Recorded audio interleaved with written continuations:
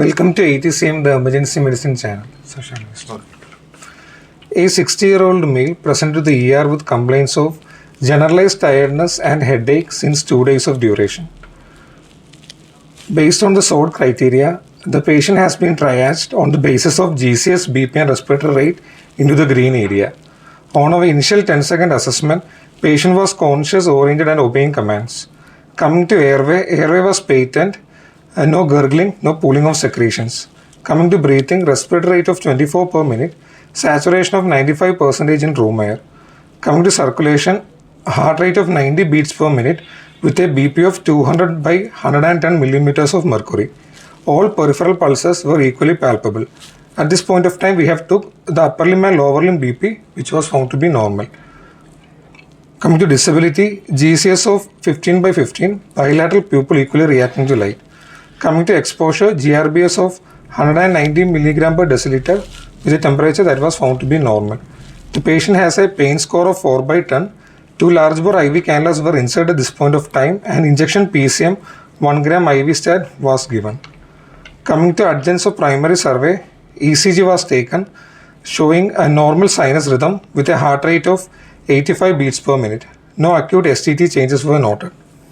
We were taken a VBG which showed a pH of 7.42, PCO2 of 43, bicarb of 23, potassium of 3.8, creatinine of 1.2. No acute acid-base disorders was also noted. Coming to sample history, a 60-year-old male who was an alcoholic presented to the ER with complaints of generalized tiredness and headache since 2 days. Alcoholic means what? Alcoholic is different from those who are taking alcohol. What is alcohol? Daily consumption is not alcoholic. The person takes alcohol and it impairs or it disturbs his life and others' life. Then only he become alcoholic.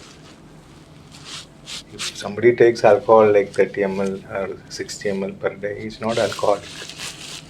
He takes alcohol, that's all. What are the adverse effects of alcohol if it is more than 30 ml? Up to 30 ml alcohol, normally it is not a problematic thing. More than that, it may create problems. What are the problems it can create acutely?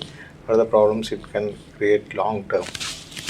Acutely, sir, alcohol, binge drinking can lead to alcohol intoxication. Acidosis, intoxication, encephalopathy. What happens to BP? BP can be raised. BP is one thing, like when you take alcohol, transiently it can increase BP. That's why we advise patient not to take alcohol 24 hours prior to BP checkup. If they are taking alcohol, normally BP shoots up. Okay. Pulse? Tachycardia. Normally it produces tachycardia. Some chronic alcoholics, it can produce autonomic dysfunction.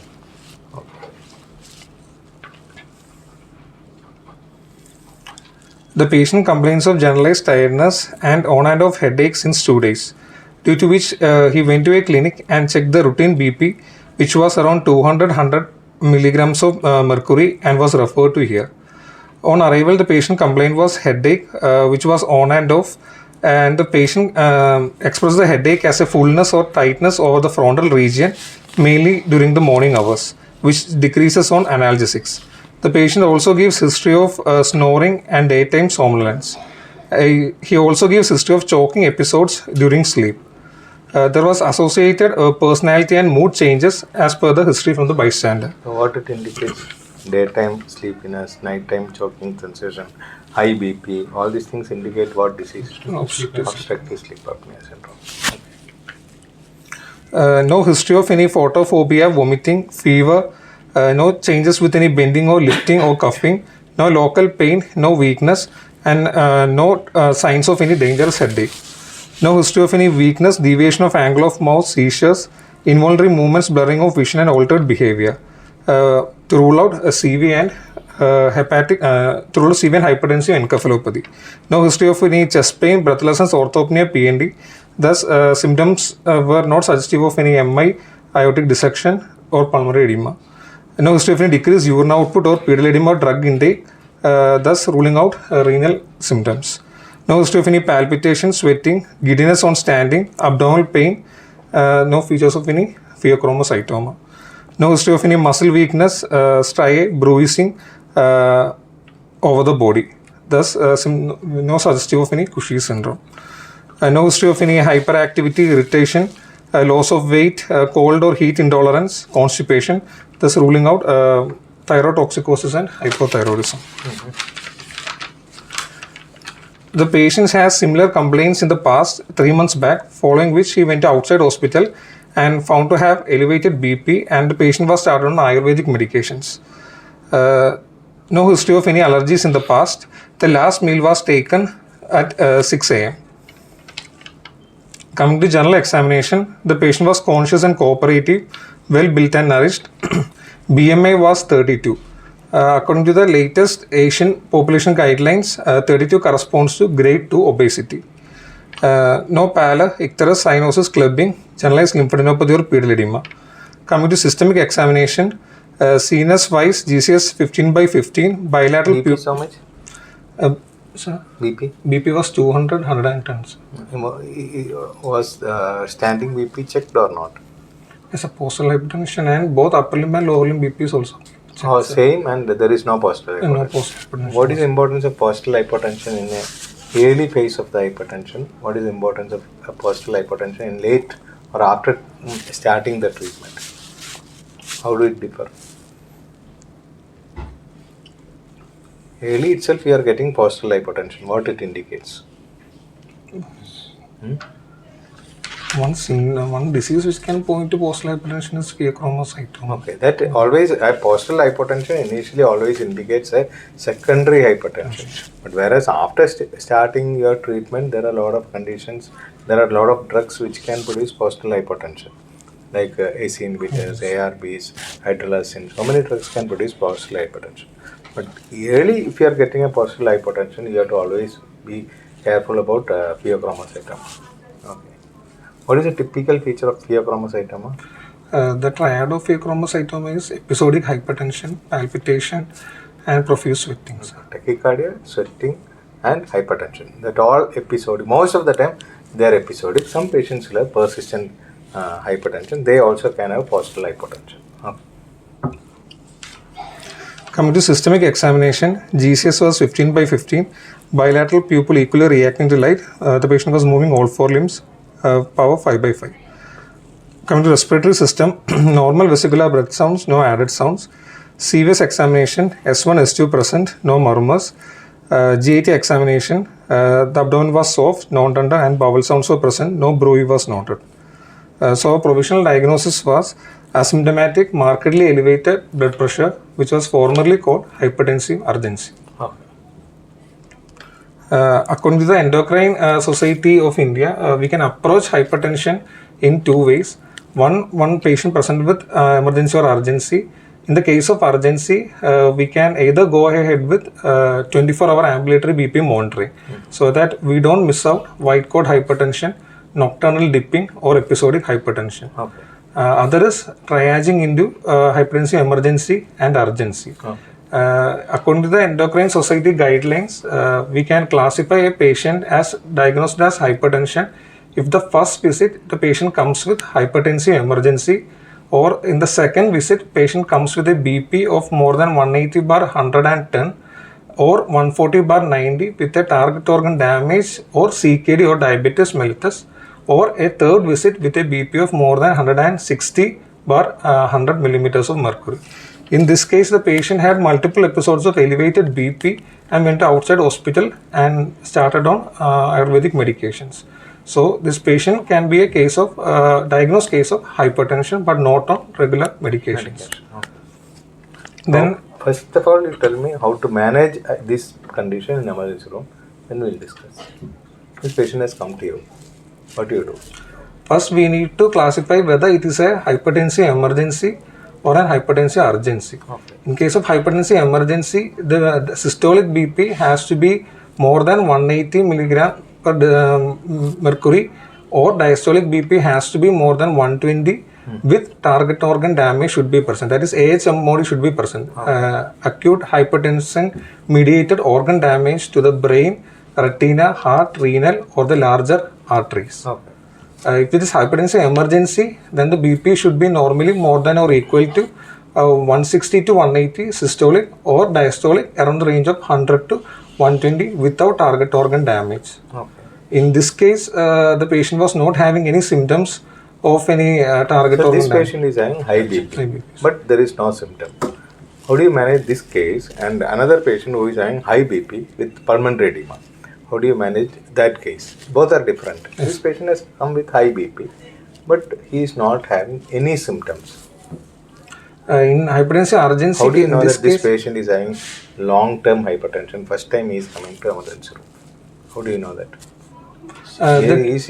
She never tell I have hypertension. Now she has told that she is on some treatment. Otherwise, she is never tell because hypertension is known as a silent killer. So most of the time you don't get any history. How do you manage that? the degree of hypertension should be proportional to the. Do you know that this patient is We can take hypertensive? ECG. ECG is the most important thing. What we can do in emergency room, ECG or echo. Echo will tell you LVH. LVH. ECG also will tell LVH. That both things, if it is there, then it's a long-term hypertension. If you can see the retina and find out changes, that also will help you. If urine examination shows protein, that also will help you. Otherwise, it will be difficult for us to diagnose whether the patient is having long-term hypertension or it's only a recently increased hypertension or a transiently elevated BP because of pheochromocytoma. So, how do you manage a patient who is having high BP with no symptoms like this? We will start the patient on oral antihypertensives. Okay. What oral antihypertensive you would like to start in this patient? We can start either patient on basically 3 lines of drugs: ACE inhibitors or calcium channel blockers or diuretics. Okay. Usually ACE we will inhibitors, or ARBs. ARB, calcium channel blockers, or Diuretics. diuretic. So now, how you select the drug? Usually the first line we go ahead with ACE inhibitors or Before ARBs. starting ACE inhibitors, what you The should renal rule out? status has to be The assessed. creatinine has to be ruled out. Second thing, History of any hereditary angioneurotic edema has to what are the contraindications for ACE inhibitors in a patient with hypertension? One is you told renal failure, creatinine more than 3, better to avoid this drug, ACE or IRB. Other contraindications for ACE or IRB? contraindicating pregnancy, contraindicating Pregnancy is a contraindication. Then hereditary angioneurotic edema patient. it is only if there is AC inhibitors can produce this one. That is not a contraindication. After starting the drug only, you'll come to know that. Okay, if you already know that, you avoid it. Not a common condition also. You have to check for something before starting AC inhibitors. What is it? Cough is a side effect of AC inhibitor. You have to look for carotid stenosis. You have to look for renal artery stenosis. That two things also you have to rule out. So basically, creatinine should be normal. Second thing, what you told? One more thing, pregnancy. Third one is stenosis of renal artery, especially renal artery Bilateral renal or carotid stenosis. All these things, if that is not there, you can safely start AC inhibitor or ARB. Okay. Now, how do you reduce that BP? Immediately or slowly? Slowly, so for hypertension urgency, we need to slowly reduce the. You take more than 24 hours, you can slowly reduce the BP. You can take more than 24 hours. There is no hurry. If you start like sublingual, nifedipine, what will happen? That is the most common practice done to reduce the BP unnecessarily. What is the problem? Rapid reduction. Rapid reduction, what is the problem? Jacob phenomenon. What is that J-curve response? Whenever rapid reduction BP, there will be sudden derangement in the perfusion of the body leading to cardioembolic events. Cardioembolic events. Cardio. Ischemia.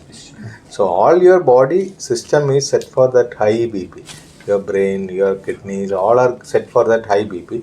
And suddenly if you are dropping your BP, kidneys and brain, these are the two organs will suffer mostly. So they don't get blood. That regulation of blood will be completely distorted. So there will be acute ischemia of kidney, acute ischemia of brain. Patient can develop problem of that, and cardiac events also more in that type of BP reduction. That's why that J curve, if you see that, the curve increases. Okay, so the problem increases as you reduce the BP suddenly, the problem part will increase, mortality will increase. So we are not supposed to reduce the BP like that. Slowly you can reduce the BP. Whereas conditions like high BP with pulmonary edema, high BP with cerebral hemorrhage, all those things, how do you manage? Usually 10 to Pulmonary. 20. So, for example, commonest thing is pulmonary edema. In emergency room, high BP, pulmonary edema. What are the precautions you take? How do you manage this? Our target BP should be able to reduce the BP 10 to 20% in the first 1 hour. Okay. And 10 to 20% next to 23 hours, like that. Then No, but there is a patient who is having very high BP, like you told, 220 by 130. What is the BP here? And he's having pulmonary edema. What do you do? we will give the patient in proper position, 2 lines we will keep, and we will start the patient on NDG infusions. The first drug. Diuretic. Whatever may be your diagnosis, first thing is always diuretic. Okay. Second thing is NTG. Okay. So what is the action of NTG? Both arterial and venous dilators. So lesser blood will go to heart, lesser pressure in the peripheral circulation. So heart can easily pump out blood to the peripheral circulation. Okay, that is the advantage of NTG. So any other drug can be given in that type of conditions. Any other drug other than NTG will reduce the BP, but any other drug to be started? And if you are starting, what precautions you take? Nitropros, hydralazine. Hydralazine is the next line drug in that condition. If you want to start beta blocker, what you have to rule out? Initially, we have to rule out any heart blocks. Anything is there? Bronchial asthma. Okay, heart block is okay. Then second thing is asthma, bronchial asthma. Asthma is also okay. And then we need to attain the euvolemic status before starting beta blocker. You want to do an echo before starting beta blocker. You want to do an echo? Yes or no? What is the action of beta blocker on decreases cardiac the heart rate, thus increases the diastolic interval. Decreases the contraction of the cardiac muscle. So before starting beta blocker in a patient who is having pulmonary edema, we don't know what is the reason of pulmonary edema. You have to always rule out the cardiac failure and you have to give beta blocker then only. Okay. And cardiac failure produces diastolic BP high. Normally what we learned is cardiac failure means low systolic BP, low diastolic BP. In a cardiac failure, what happened? Suppose somebody is having a hypertension with cardiac failure. What happened to the BP? Hypertension with cardiac failure. Cardiac failure patients will not have good pumping. So systolic BP will be always low. But in a patient who is having hypertension with cardiac failure, diastolic BP increases. That is a problem. Okay. So if you see the diastolic BP, you can probably know that whether the patient is having hypertension or not. Okay. But whatever it is always better to do echo and rule out cardiac failure, then only give beta blocker. That is very important. Okay. Hydralazine, what is the action? What is the action of hydralazine? It's a vasodilator. It's a more arterial dilator, better than any other drug. But IV preparations are not available at present, so we can give oral tablets. Okay. Calcium channel blocker. Can you give calcium channel blocker? What are the indications of calcium channel blocker in hypertensive, urgency or emergency? Second line agents we usually give. Second line, as a second line agent, you can give calcium channel blocker in patients who is having tachycardia. Okay. High BP with tachycardia. Again, same problem. If the patient is having cardiac failure, you cannot give calcium channel blocker. What is the action of calcium channel blocker in the heart muscles? What happened to the contraction? Contraction is a calcium channel blocker. Calcium is required. So contraction suddenly reduces. That's why when you give sublingual, what is that drug? Nifedipine. The patient can deteriorate very fast. If the patient is having cardiac failure, suddenly patient can deteriorate. Okay, so you should avoid such drugs. But if you want to give, you have to do an echo and you can give. And what you have given for this patient? We have given, sir, amlodipine was given, sir. Amlodipine. What is the action of amlodipine? What are the advantages of amlodipine over other drugs? Where will you give amlodipine? Don't give drugs like that. You should know the action. Then you will avoid all these things. Calcium channel blocker. It's a calcium channel blocker. Where all it can be used. Amlodipine is used in dash dash dash dash. What are the conditions? In CKD patients, we can prefer. CKD patient normally we don't give. Why we don't give? We give, suppose you want to give CKD patient calcium channel blocker, nifedipine is a choice. Why it is like that? Why it is like that? What is the duration of amlodipine? Action duration. Amlodipine is given once daily or twice daily? Once daily. It has got 24 hours action, whereas nifedipine, it has got only 6-hour action. If you give amlodipine in a patient with renal failure, what will be the duration of action? Then it will extend more than 24 hours, it may be 36 hours. So cumulative action will occur. So never give amlodipine in a patient with renal failure. If you want to give calcium channel blocker, better drug is nifedipine, normal tablets. Nifedipine, there are two preparations, sustained release and normal preparation. You have to give only normal tablets. Okay. So amlodipine is not a good choice in renal failure. What are the other indications for amlodipine?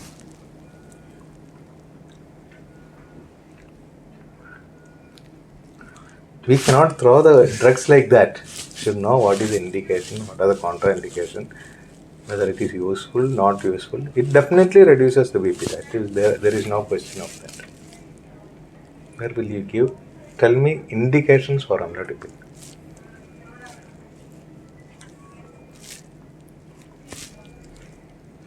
Amlodipine is indicated in high systolic BP, isolated systolic hypertension. That is a drug of choice.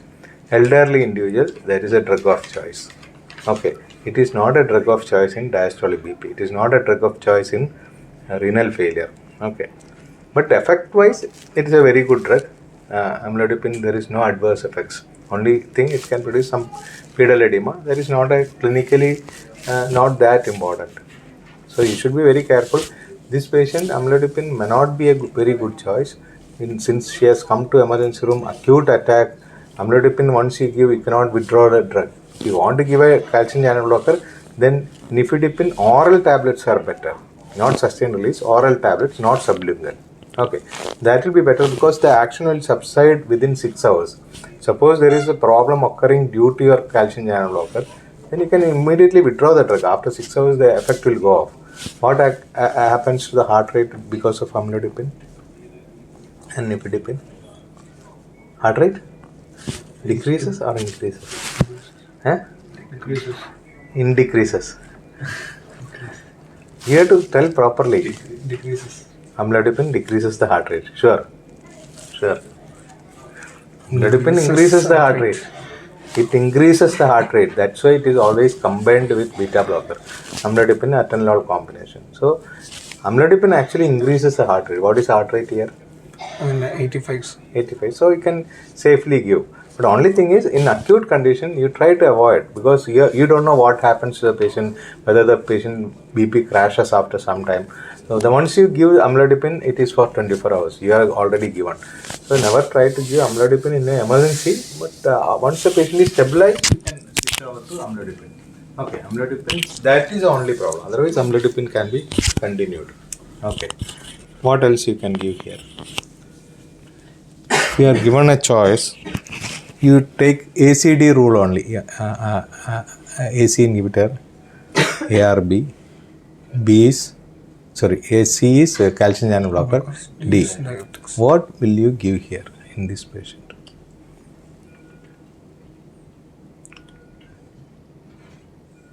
You can select a, what is A? AC inhibitor or ARB. Can we give in this patient? There is no contraindication because renal failure is not there. She is not pregnant. She is not having renal artery stenosis. You can safely give AC inhibitor or ARB can be given. Okay, so that can be given. Calcium channel blocker, which one you prefer? Nifedipine oral tablet, not sublingual, not sustained release. Okay.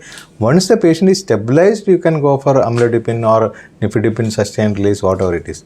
Diuretic, you have to give diuretic in this patient because high BP, the safest drug will be diuretic because that will not produce drastic reduction in the BP. That removes the sodium and water from the body. Okay, what is the sodium level in this patient? Sodium was normal. Normal. 30 was. Do you think that patients who is having hypertension, sodium levels will be high in blood, and patient we should advise not to take salt to the patient? The patient will be admitted here. Patient want to take salt. Will you see the sodium level and advise or not like that? Oral intake will be automatically body will. Then why we are restricting sodium? What is the action of sodium? Water content. There are two types of hypertension. One is salt dependent hypertension, one is salt independent hypertension. Some patients, there are some reasons for that. BP will increase after taking salt. Some patients, their BP will not increase with salt. So even if you tell the patient to take salt, nothing will happen. Only problem is salt can retain water. Salt can increase the renin-angiotensin aldosterone mechanism and retain water. That's all. But some patients, their BP will be dependent on the sodium. Their BP increases with sodium, but that doesn't mean that serum sodium will be elevated. Okay, serum sodium will be always normal. What is the difference between sodium chloride and potassium chloride? Both are salt only. Sodium chloride is what we are taking, normal salt. Some doctors prescribe potassium chloride. It is available everywhere. Both are having that same taste. What is the difference? Where will you advise potassium chloride? Hypokalemia? What is the action of potassium on blood vessels? Huh? What is the action?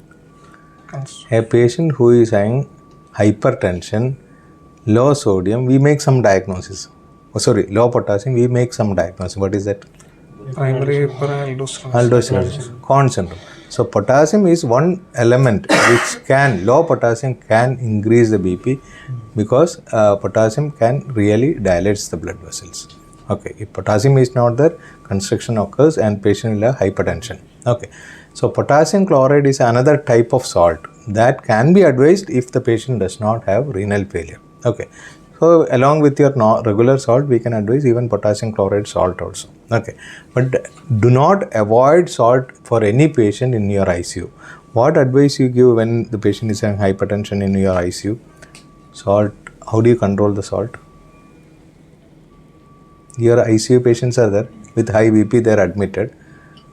Will you give salt or not give salt? There is a question. Yes or no? Give salt. You have to give salt. Salt is very much required for your brain. Okay. So salt, normal diet has to be given. You should restrict salt. What is restriction of salt? Additional salt should not be given to the patient. Whatever taking in curry and all, they can take. Additional salt like papad, achar, all these things should be avoided. That's all. So salt restricted diet, not salt reduced diet. Okay. So salt has got minimal role in hypertensive management. That you should understand. But due to some reason, it can retain water and other things that can add on your BP. So you should avoid taking extra salt. Okay. Now what happened after that? The patient was admitted, sir, and echo, opthal consultation, 24-hour urine protein. Opthal consultation is given for what? To rule out hypertensive retinopathies. What are the grades of hypertensive retinopathy? Keith Wagner classification, we will take grade 1, there will be arteriolar construction. Grade 2, we can see, grade 2 and 3, we can see cotton wool spots, X-rays. Grade 2, we will see AV nicking. Grade 3, we will see cotton wool spots. And grade 4, we will see optic disc edema. So this patient is normal? Normal, sir. Then all the lab parameters was also normal. RFT was normal, renal artery Doppler was done, USG was done. Where will you ask for renal Doppler in patients? Which are the type of patients you ask for renal Doppler? Every patient admitted with high BP, you should not ask. Either clinically you should get a renal bruit. Otherwise, there are indications for that. Elevated creatinine. Either young patient or elderly individual. Young patients can have renal artery stenosis. Elderly individual BP starting after 60 years, 70 years, then there also renal artery stenosis is one of the important factor. In that two conditions, you have to really look for that. And elevated creatinine is early elevation of creatinine is another reason for that. Okay. All the parameters was normal. Ultrasound kidney was done. Yes, sir. There was no asymmetry in the kidneys. There was No asymmetry was there. Normal kidneys. normal Normal kidneys. size kidneys. What happens to the kidney in ultrasound in high BP? What are the changes you anticipate? Why you are looking for the kidneys? One is in the symmetry of the kidney, whether we can understand whether it's a long-standing hypertension or not. Corticomedullary differentiation will be lost in chronic kidney disease. Then suppose the size is large. What else you look for? Cysts are there in the kidney. For polycystic kidney Polycystic kidney disease. They are more prone for aneurysm. It is very important. Okay. So all these things you have to look. Then what else was done? Potassium is done. Yes, so potassium was urinary sport. Potassium was sent. Is potassium done or not? Yes, potassium was. What is the potassium? Potassium level was 3.5. 3.5 is low. What are the conditions you get low potassium with hypertension? Primary hyperaldosteronism. That is the first thing you are going to see. You tell common things first, then only think rare things. What is the commonest condition you get high BP with low potassium? Acute pulmonary edema patients on Lasix. Diuretics. Patients who are taking diuretics, that is the commonest cause. Second thing only, your Conn syndrome. That is a rare condition where first itself patient is having hypokalemia. Okay. Urine potassium will be high. What will happen to urine potassium in Lasix? There also it will be high. Okay. So that you have to think. So unnecessarily don't do all investigation. If you are already given Lasix, then urine will definitely show high potassium. What do you mean by high potassium in urine? More than 20. More than 20 milligramms is high potassium in urine. Then what is the magnesium level? Magnesium is also normal. Normal. Only potassium is low. Yes. So what do you do for that? A urine spot potassium was done and it was normal, but that time. No, potassium low in hypertension is not a good situation. Even if it is 3.5, it is not good. Then how do you manage it? I started on urine spot workup was done, sir. Urine spot potassium was around normal. 18 was there. Urine So what do you do? Potassium correction was done, and How do you correct potassium in this case? every 0.3 corresponds to 100 milliequivalent loss, sir. So how much loss is there? 100 milliequivalents? Okay, so how do you correct it? We can correct either by IV correction or oral correction can be done. IV correction is required here. No patient. What are the indications for IV correction of potassium? Patients having symptoms like weakness. Muscle weakness, cardiac arrhythmias. These are the two indications. That is not there. So you have to give oral. What is the problem of IV correction? Why we avoid IV correction? Slow. Also Sudden construction. bolus, if it is there, it can cause cardiac arrhythmia. I'll give 100 milliequivalents through your IV. What will happen? The vessels will get constructions will be there. Vessels will have Thrombophlebitis. thrombophlebitis. So we avoid. We don't want to give that potassium through peripheral line at all. Unless until there is an emergency, we don't want. And more than 40 milligrams, we never give through an IV line. So that we have to keep in mind. Unnecessarily IV potassium should not be given. You can give easily. You can correct it with oral potassium, or you can give lemon juice. Okay, that is enough. More than enough. Okay, then. Then last the patient was when sent for sleep studies, sir. And, Okay. What happened in sleep study? It was diagnosed of OSS, sir. The patient was started on CPAP, sir. Okay. CPAP is already started. Okay. Then BP control. BP get control. Okay. Daytime sleepiness all. Finished. So what tablet you have given for this patient? Initially, patient was started on Fumasartan, sir. Huh? ACE inhibitors initially it was started. Okay. ARB. ARBs was ARB started. 60 mg was started. Okay. Then that's all. That is Yes, enough. sir. Then on the CPAP, the patient tolerated well. Okay. Okay. What else you wanted to tell something about BP?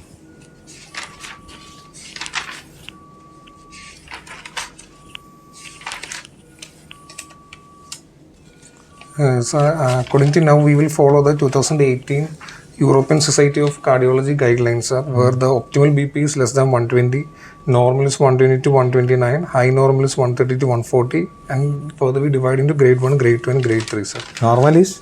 120 to 129, sir. And systolic BP will be 80 to 84, sir. Then, as I said earlier, the Indian Society of Hypertension, for diagnosis of hypertension, we made in first visit, second visit, and third visit. The main criteria for looking at the target organ damage is the central systolic blood pressure. We are not prescribing beta blockers now because it is the drug that increases the central systolic blood pressure, whereas the rest three agents will decreases the central systolic blood pressure. So the mainstay drugs are ACE inhibitors or ARBs and calcium. Where all you cannot use beta blocker, tell me. One is now it is removed from the first line drug. In emergency room, where all you cannot use beta blockers. Accidentally already given, there is no issue. Okay, long term we don't continue. But where all you cannot give. Tell some solid contraindications for beta blocker. Heart blocks itself. Heart blocks you cannot give. Bronchial asthma. Bronchial asthma you cannot give. COPD also you better avoid. Okay. Will beta blockers produce asthma in any patient? Exacerbate. Sometimes some patients it will exacerbate, not in all patients. But we better avoid. Then Acute heart failure. cardiac failure, whether acute or chronic, better avoid high dose of beta blocker. Then you are not telling the most important reason. You should not give beta blocker as a first line drug in this condition. What is that? But you have to give beta blocker, but not as a first line drug. What is that? What is the treatment options for pheochromocytoma? Alpha blockers. Phenoxybenzimine. First alpha blocker, second only beta blocker. If you start beta blocker, what will happen? Unopposed. So you have to be very careful. If you are giving beta blocker, BP increases. This is called as paradoxical hypertension. Where all you get paradoxical hypertension? Tell me two conditions where you get paradoxical hypertension. Paradoxical hypertension means you are doing something good for reducing the BP, but that is renal artery stenosis. renal artery stenosis, AC inhibitor. Here, because of pheochromocytoma, beta blocker, both can increase the BP sometimes, not always. So you have to be very careful. Okay. So then according to that, BP targets are like less than 120/80, sir. According to the sprint trial that was latestly conducted, the target BP is less than 120/80 in the absence of diabetes and helps reduce the cardiovascular risk and the mortality, sir. Okay. Then coming to the hypertensive emergencies, all firstly diagnosed hypertension, we need to rule out the secondary cause of hypertension, mainly the endocrine and the renal causes, sir. According to the ESI 2020 guidelines, we need to suspect primary hyperaldosteronism in a patient with young hypertension, resistant hypertension, hypertension that is out of proportion to target organ damage, hypokalemia with hypertension, and mainly diastolic hypertension, sir. And 2021 they modified as every newly diagnosed hypertension must be screened for primary hyperaldosteronism, sir. And Now, do you rule out primary hyperaldosteronism? we will send the aldosterone and the renin levels, sir. What happened to aldosterone and renin? Hyporenemic hyperaldosteronism. That is primary hyperaldosteronism. If the renin is high, that is secondary. Hyperenemic hyperaldosteronism due to hypovolemia, hypoperfusion, the RAS system will get activated. okay. So there are conditions where renin alone is elevated, especially like what you told is correct. Then kidney diseases. That is also one important reason for hyperrenemic hypertension. Okay, they also will have tachycardia, hypertension, all these things. There, what is your drug of choice? Huh? That is a new drug. It is not available. It may be available now, but you can give AC inhibitors or ARPs. Then also the Endocrine Society of India recommends the screening of Cushing syndrome, sir. How do you understand that this Cushing or clinically? Most common symptom will be the central obesity, sir. Okay. But most discriminating features will be proximal myopathy, muscle weakness, facial plethora, and osteoporosis at a young age, bruising, and dilated cardiomyopathy like that. Central obesity with this discriminatory features are present, we need to suspect Cushing syndrome and has to be screened the patients. Okay. So this patient is okay. Yes, It's the reason for hypertension is here. Here it is due OSA, to sir. OSA. OSA is the reason for hypertension. So clinical features of OSA are hypertension, obesity, then daytime sleepiness, headache, and personality, and mood changes. Okay. Hypothyroidism is ruled out. Yes, sir. That is also ruled out. Okay. Thank you.